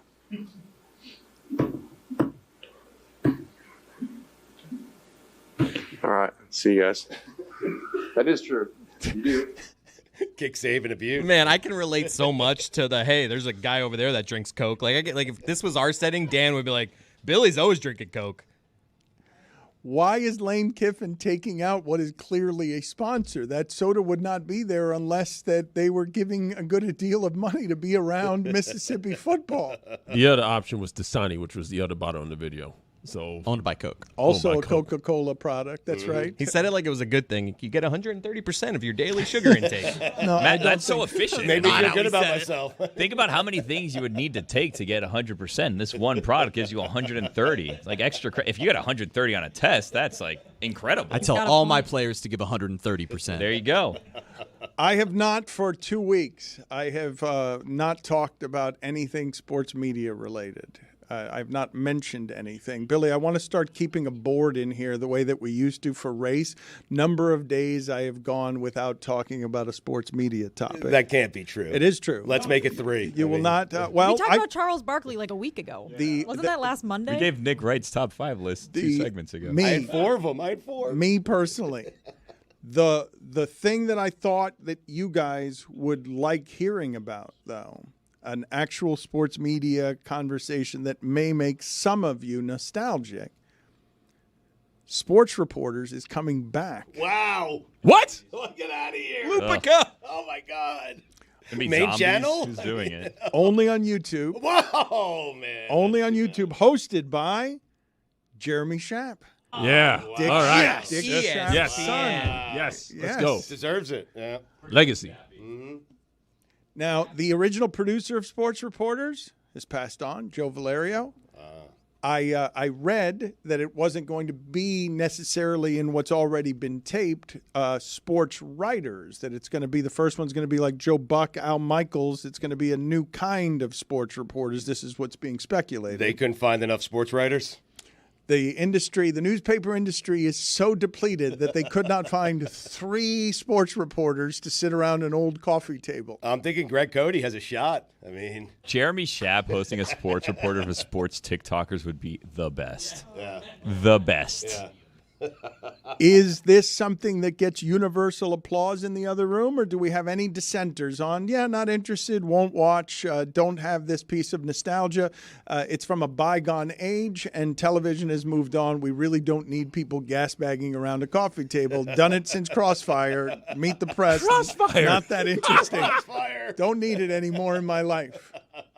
I like it. I like it. I like it too, yeah. I don't think I'm old, Jessica though. has any. See, the original Sports Reporters was in Chicago. It was Rick Tellender and a bunch of old-timey, like really old sports reporters. That was the first one. It was Chicago cable access television, and some people got it nationally. They smoked cigars. That was the original incarnation. Then it was hosted by Dick Schaap on ESPN every Sunday morning, and then John Saunders, and at the end, Mike Lupica. But it hasn't been around for how long? Is it now 6 years? It got banished to ESPN2. They ran it off. Football came and stomped it out. Football comes on Sunday mornings and just shits on everybody. They're like that guy who was flying to Ireland, just pees on everybody, gets everybody out of the business on Sunday morning.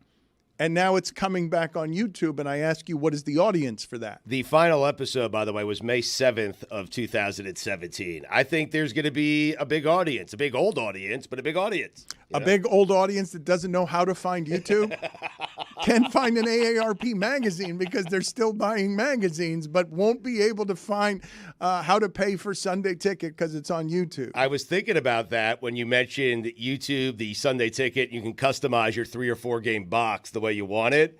That's a great idea. I'm going to need someone to come over and help me with that. I don't know how to do that. Don't your daughters help you with this? Don't. Yeah, but they're not going to be home. Yeah, but like for $700, you can buy just multiple TVs. That is one inefficient way to do it. Well, no, you're saving money. I could buy like a $150 TV, and I could put it next to another $150 TV, and I've now saved money. What? $150? Yeah, TVs.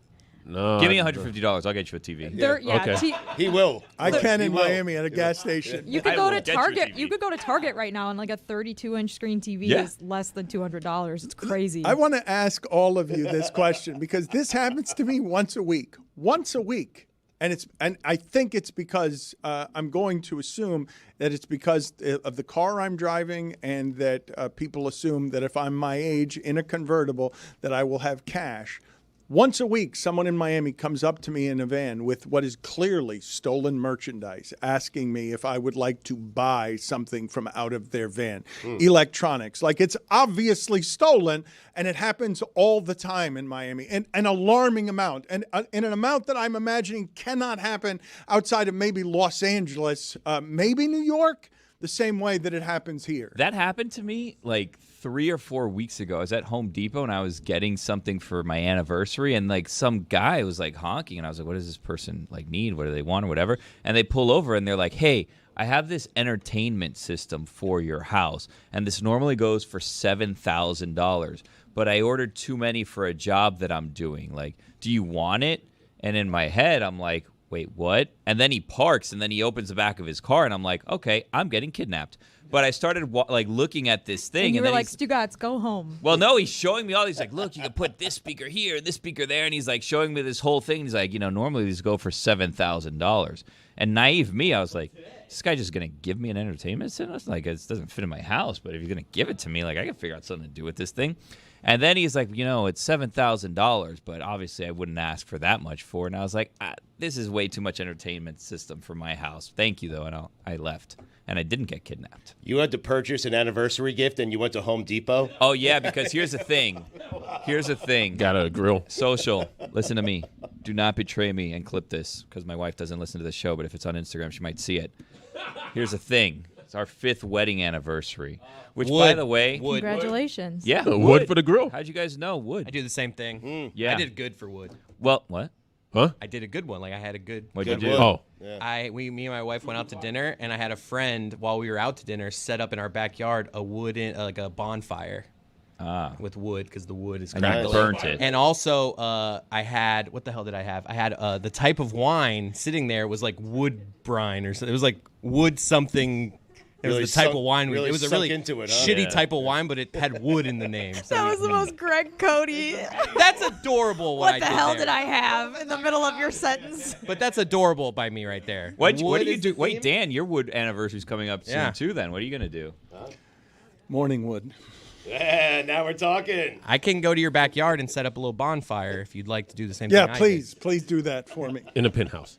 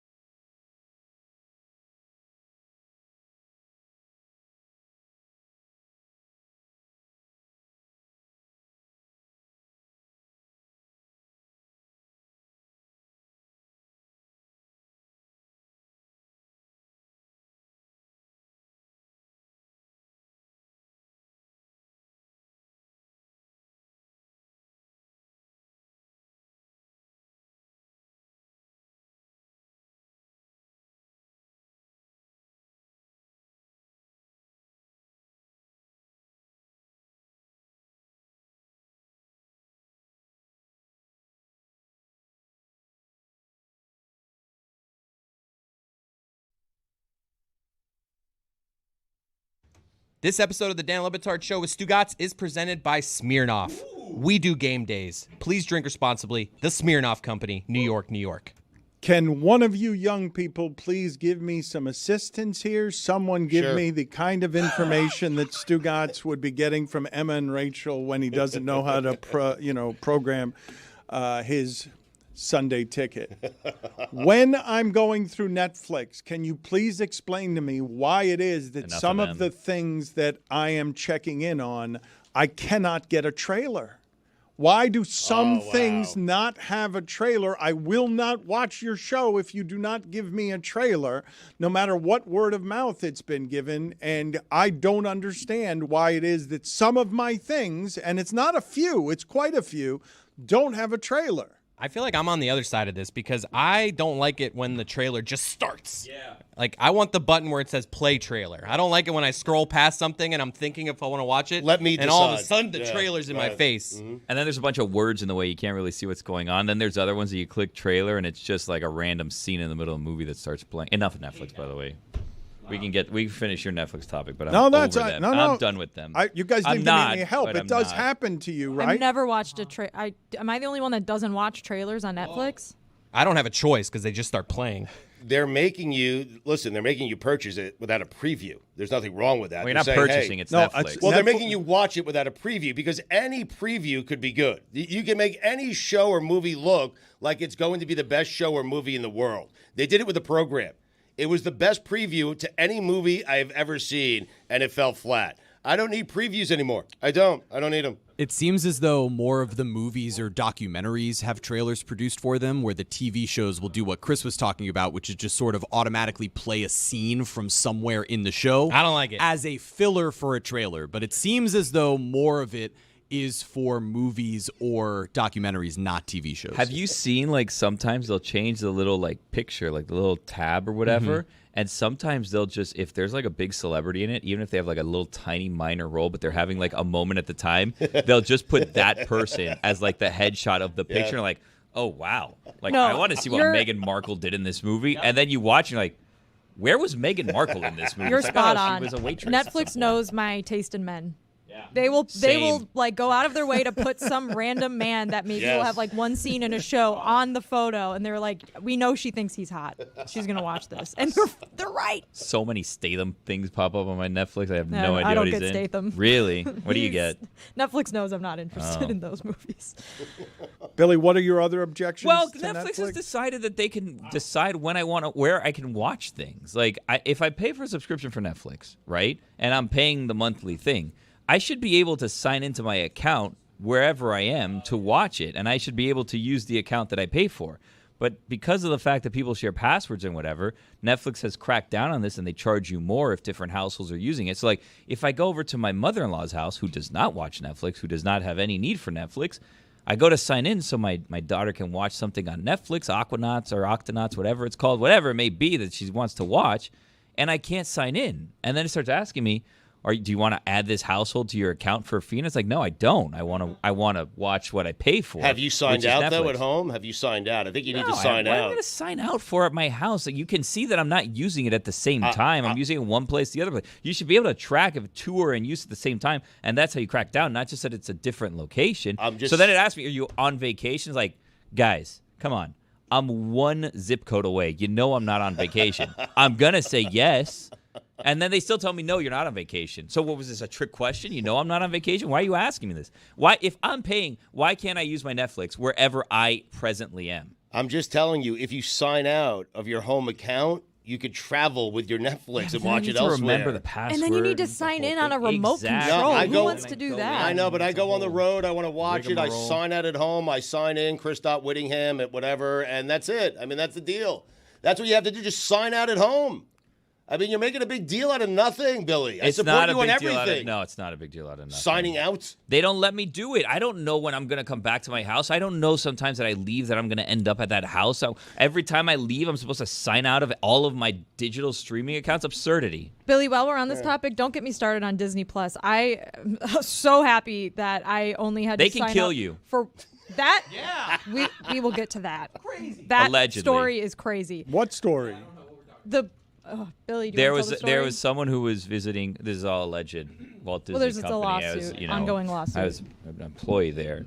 I missed my free passes. If you want to send any of those my way, I'll take them. Someone had a food allergy at a restaurant in which they were told they would not have a food allergy, and unfortunately, they passed away as a result of eating something that they were allergic to. I read about this. This is the waiver. They just hide in the waivers. Yeah, there's a waiver, and you were a member of Disney Plus saying that you need to settle everything, I think, through like a third-party arbiter or whatever. So legally, the company is now saying, well, you're not allowed to sue us because at one time you had a free trial of Disney Plus. So even though this happened to you at a park because you signed this waiver, you said you would never sue us for anything ever. So now there is a legal situation where you're wondering if something happens to you because you now had this free preview, can you ever get justice? Is that what's factual? Because what I understood or what I read was that if you signed up for something online, you're automatically agreeing to terms that then make them not liable on an assortment of things. It was for Disney Plus for something that ended up happening at a park completely unrelated to the Disney Plus, which I think it was even like a free trial. According to this article, it said that Disney's argument was that the man had allegedly entered into a subscriber agreement when signing up for a Disney Plus trial. Thanks for the pop-up ad, CNN. Years ago, which requires users to arbitrate all disputes with the company. And then years later, he was at this restaurant in Disney Springs, I think, or in Disney, where it was like a restaurant. I've actually heard of, I think it's this restaurant that I've heard of. Like if you have like a severe food allergy, you can go and they're like very careful about food allergies. And then, is it the T-Rex one? I don't know. That's a cool restaurant. I've never. It is cool. Very scary though, because at some point, spoiler alert, there's like the meteor shower that ended the dinosaurs start happening while you're dining. And then you wonder, are we all going to die? You don't. It's just pretend. Well, his wife died, and he is seeking $50,000 in damages. $50,000? $50,000 pursuant to Florida's Wrongful Death Act, as well as damages for mental pain and suffering, loss of companionship and protection, loss of income, and medical and funeral expenses. How did we get over here? I was going to complain about Disney Plus commercials in the middle of movies, but then Oh, that's a whole nother thing. Guys, my kids have ADD, diagnosed, undiagnosed. They're children. Stop putting commercials in the middle of these things, okay? And they make the commercials look like it's part of the movie, like it's this like Muppets or Sesame Street like commercial for something. And I'm just trying to watch Cars for my F1 podcast, and I'm hit with 5 commercial breaks. Yeah. Stugotz, I wanted to ask you because the last couple of days we've been sort of majestically bemused by the idea that college sports have become such a professional business in ways that are not up for dispute. Did you love as much as I did Mike Gundy, who was in the news most recently because he said, yeah, I've driven drunk thousands of times. Mike Gundy, most famous for I'm a man, I'm 40, 15 years ago. Mike Gundy is now saying at Oklahoma State, which hasn't won a meaningful game the entire time Mike Gundy has been there, that Mike Gundy would be out loud saying, "Stop asking me for money, kids.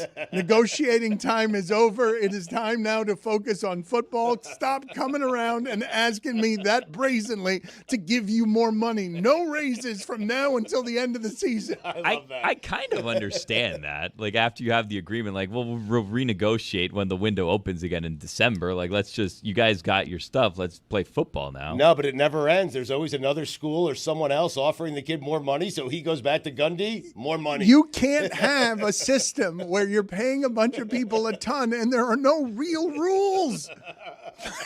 And Mike Gundy's the one trying to make them. Right, and he's going to enforce it. He's going to take time off from watching OAN to briefly legislate the NCAA so he can finish third in his conference forevermore. But he is great at getting off to a 6-0 start and making you think this might be the They year. look great in those uniforms. To be fair, they have won several New Year's Six bowl games and have had several 10+ win seasons. It's not, I wouldn't say he's never won anything meaningful. Name one. The Fiesta Bowl, Oklahoma. Name two. The other Fiesta Bowl. That's not one. He's been coaching there a long time with them totally happy. Yeah, finished third in the conference. He won the every time. Cheez-It in 2020. There you go. Yeah. It's crazy he's been there since 2005. He's making over Such a $7 million. That will give you longevity if you win 10 games there. But now everyone's coming around the office. Coach, more money. It has to be jarring, though. For years, you're a coach, and no kid ever asked you for money. We keep that stuff hidden. We don't talk about that in public. That's the last time I'm going to defend Mike Gundy, by the way. Just moving on. You're not wrong. You are correct when you say Mike Gundy has made a program that doesn't have any preordained right to be good, 10 wins a season, and also doesn't win many meaningful games that I can remember. It may be an indictment of my ignorance. It's fine. I just am used to him playing in those games and then losing 40-12. While we're on the topic of Oklahoma State, I read an interesting stat yesterday. So Ollie Gordon, who's the returning running back, won the Doak Walker Award last year, and there's only been 3 other running backs who have ever won it twice. So this year he's going to try to win it a second time because he's returning as a junior, I believe. Can you guys name any of the 3 running backs that won the Doak Walker Award twice? Archie Griffin. No. I mean, one of them is fairly obvious. Well, he won the Heisman twice. He did win the Heisman. The Doak Reggie Walker Bush, is yes. a running back award. Reggie Bush? He won the Heisman twice. That's why. Not Reggie Bush. Wow. Herschel Walker. No. One of them is we should know this one, guys. Mark Ingram? No. Bo Jackson. No. Is this going how you thought it would go? No.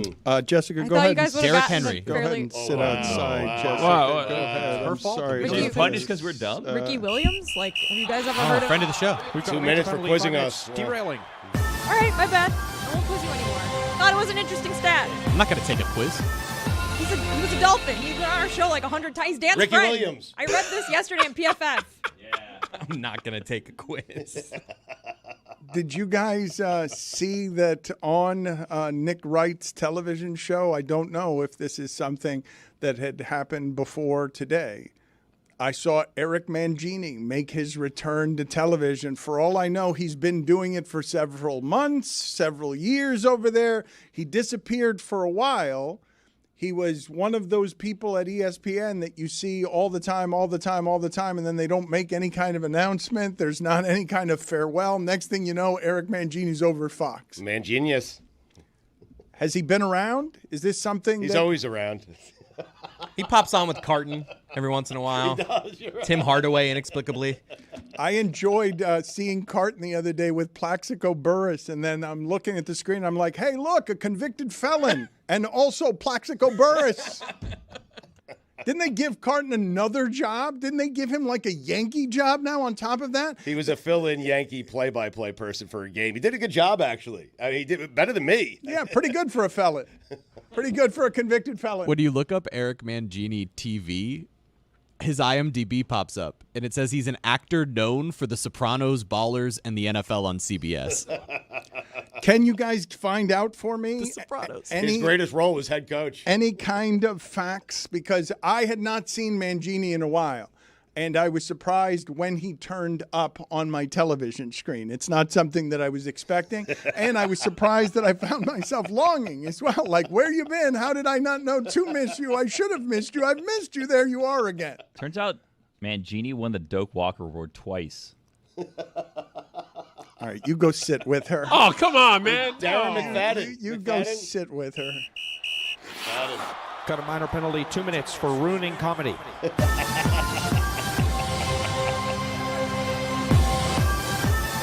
Eric Mangini was actually in The Sopranos. Yes, I know. He wasn't making that up. I don't remember that, but I just looked at the scene. They're in a restaurant, and Sopranos like, look, the Jets coach's over there. That was a joyous time. That was a very good, limited, fake, terrible mafioso. Let me end it there, please. Yes, I'm not going to ask you for any more of this, but what a lightheaded time in Jets football. Mangini was called Mangenius because he was going to be better than Belichick, who resigned from the Jets on a napkin. And Mangini got there, and After a day. James Gandolfini said, you know what? I want to be popular and current. I'm going to go get a surprisingly winning Jets coach. And that was about the 3-month period that Mangini won in. And it was a pop culture phenomenon to get Eric Mangini on The Sopranos. I just want to play a little clip from this. This is great. All right, I'm going to play it. It's not playing. Yeah, you mentioned that. He's going to throw you in the bounty box. Is this Lewis's fault? I mean, this is good production I'm getting today from the how much whole Billy group. is All right, enjoying you know it. what? I'm going to break. I'm going to break, yes, with Billy and Jessica keeled over at how bad Chris is at his job.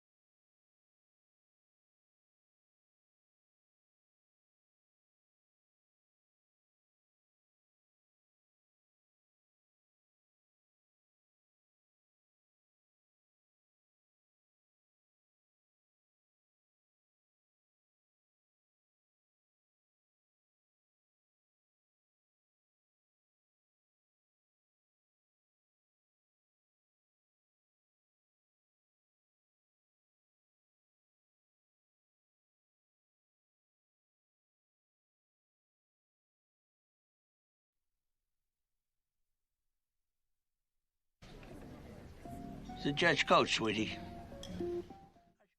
I'm glad we waited for that. It was totally worth Oh, it. man, I loved it. That was great. Totally worth it. James Gandolfini just doing a head nod over to where Eric Mangini was The Jets coach. sitting as a cameo appearance. Play that again for us, please. Why did you exit out of it? You finally Got a found victory. it. I'm like, all right, we're good. Exit this thing out. We're good to go. Retiring. Back to you, Dano. You're playing for overtime. No, just get it and play it sporadically Chris, here. just say it like James Gandolfini. He won't know the difference. It's true. Yours was pretty good. You're Hey, the limited. Jets coach. There you go. Stugotz, I can make the argument that It's a Jets coach, sweetie. that HBO is responsible for 3 of the top 5 television shows of all time. That one, Succession, and The Wire. I would make the argument on behalf of all 3 of those for a personal top 5. But Eric Mangini, is he the only coach? Was he the only sports figure to make a cameo in The Sopranos of any kind? Because I wouldn't have guessed that one either. I wouldn't have guessed that Mangini had made an appearance there either. Stugotz, I wanted to talk to you a little bit about something that Bill Simmons brought up on his podcast. Saragusa was in it, of course. Oh, that's right, he was. Another goose. Yes, he was. Saragusa was in a movie too. He was in a mobster movie. Which was he? A Spike Lee movie with Ed Norton. I'm forgetting the name of it. But Saragusa played a Russian mobster with a terrible accent. 25th Hour? Yes, 25th Hour. That's awful casting. I'm sorry. I mean, he was terrible. Saragusa as a Russian? Yes, he was truly terrible. But Bill Simmons mentioned on his podcast, you guys, that Jeff Bezos might be in play for the Celtics. Are the Celtics going to get a football franchise number? Are they going to get a $6 billion figure because Bezos wants into this game? And if he wants into the game, can you guys look up for me, please, what Bezos makes a day? Because these purchases are very easy for him. And one of the things that Simmons brought up on the finances of it, Stugotz, that I found most interesting, because there is going to be a $6 billion price tag on the expansion teams, according to Simmons. He makes just under $46 million a day. Okay, so $46 million a day. 1.9 million per hour. Slightly less than you. So yes, that's why I'm clamoring for $1 million bill at my local Bank of America. Do you think he asked the local coffee shop to break it for him for his morning cafecito? That's what I do. That's how I do it with my $1 million bills. But the $6 billion price tag, Stugotz, the part of that was interesting to me, each of these sports owners, if the league does expand, each of them will get $400 million. Each one of them, the moment that the league expands, for doing nothing but existing in the league. There's the amount of money that these people have access to is crazy. As they create separate streams now of money in not just gambling, but now by signing a new television deal that will make it, as Samson and Pablo and Skipper tell you on the Sporting Class, make it so that it doesn't matter if you're actually watching the games. That the ratings don't matter at all. It's such a foolproof business that it can't be killed by fools. It's just not possible to own a team and not make money. And when I tell you, Stugotz, Bezos isn't going to have to pay attention to a luxury tax. Isn't Ballmer now top 5 wealthiest men in the world? Hasn't Ballmer? I think he is. Hasn't Ballmer recently gone past Musk and Bezos, at least in part because he's close. He may not have actually passed them, but at least in part because he's got such an amazing deal with his stadium and everything else. The moment that he got into sports, he started making yet more money by simply making it so that the Clippers weren't a laughing stock, even though they're playing second place in their own city. He is number 10, according to Forbes' real-time billionaires update list, just behind Bill Gates. Isn't there a missing billionaire now? Don't we have a missing billionaire of some sort? I don't know the details on this on the story. I think a boat sank off the coast of Italy or something, and a billionaire was on it. I'll look into this. Sounds like an inside job. What do you mean? I don't know. I mean, You think somebody billionaire boat missing? I mean, what happened there? I'm with him. Something's going on No, here. he just wanted to say Something's afoot. This is look. Yeah, something's look, off. Yeah. Something's afoot. What do you mean? I don't know. Did I use that Sounds right? like an inside job.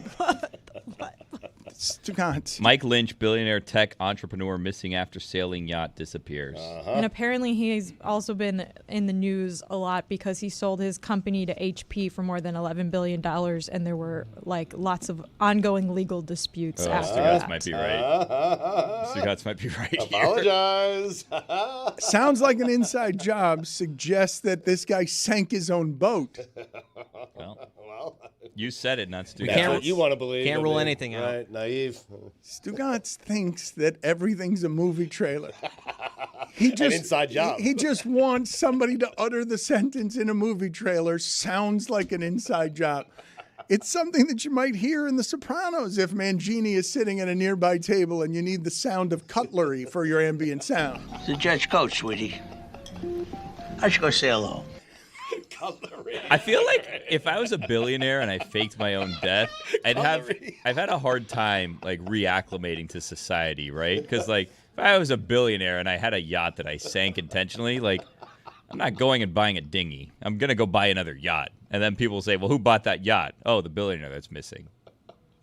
Inside job.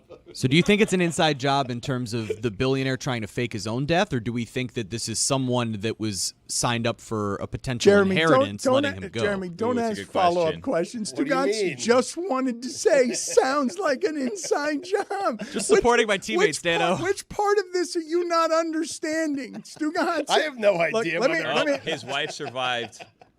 Oh, inside job. Sounds like an inside job. Was Denzel. Jeremy, I will tell you that as we age, okay, there isn't another show that is presently doing what we're doing, which is 2 straight hours with about 6 minutes of break. By the time that we get to the end of those 2 hours, Stugotz's stamina is so shot that he just says out of the side of his mouth, sounds like an inside job, and he heard like 6 of the syllables in the previous paragraph because it's all just moving too fast. Yeah, I heard billionaire, ship sinking, he's missing, inside job. That's it. Yeah.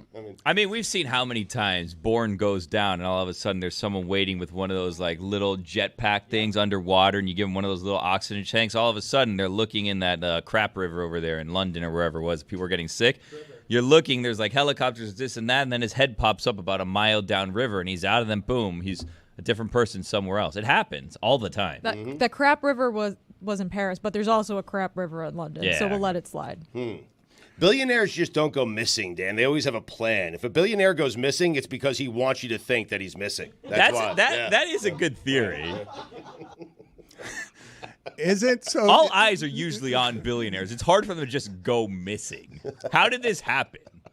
Well, apparently there was like some severe weather accident. That's when you take it out. And a bunch of, so this is like a super yacht, so there's a huge crew on board, and so one person has been declared dead, I believe.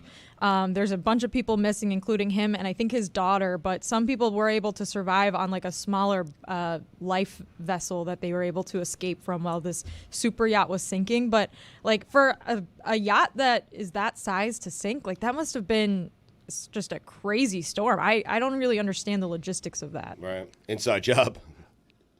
Are we still making the Bourne movies? Yes.